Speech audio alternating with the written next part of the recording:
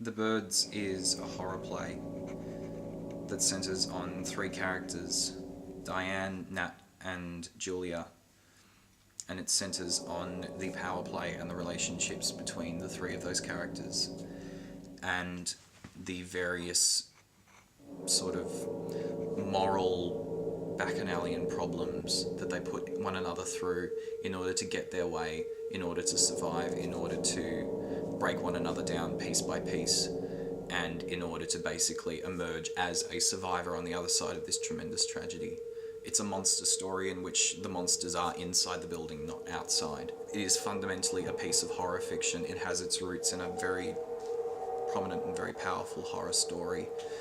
And then within it, there are all of these really wonderful ideas that surround family, that surround friendship, that surround whether or not people assimilate and absorb one another, and what happens in the wake of the destruction of a society. Do people band together? Do they unify? Or do they dissipate? Or do they separate? And do they become wild and animalistic in the literal sense of the word? Do they become what's outside of the building? It's very much a play about this very disparate, curmudgeon-y family unit who want nothing more than to connect and to embrace one another and to make it through together.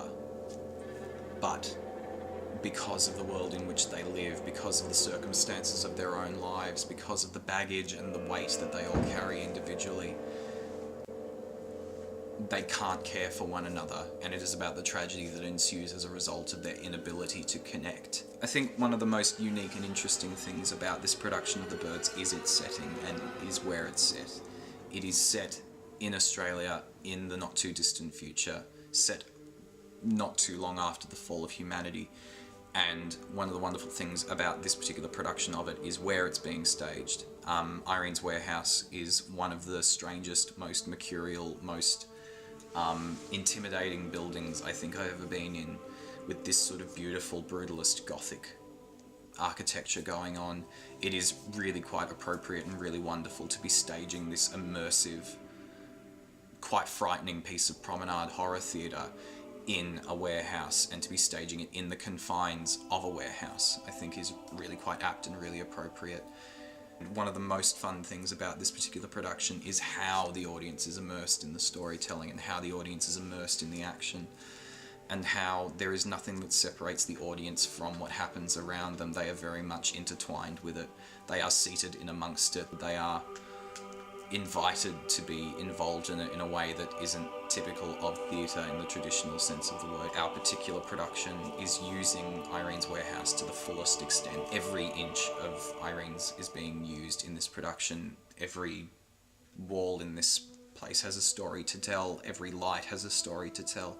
Every piece of furniture comes from a place. Every room has a story. The very fabric of the building is used in the storytelling of this production. I'm hugely excited about it. I think it will be a really genuinely intimidating, moving, quite beautiful piece of theatre.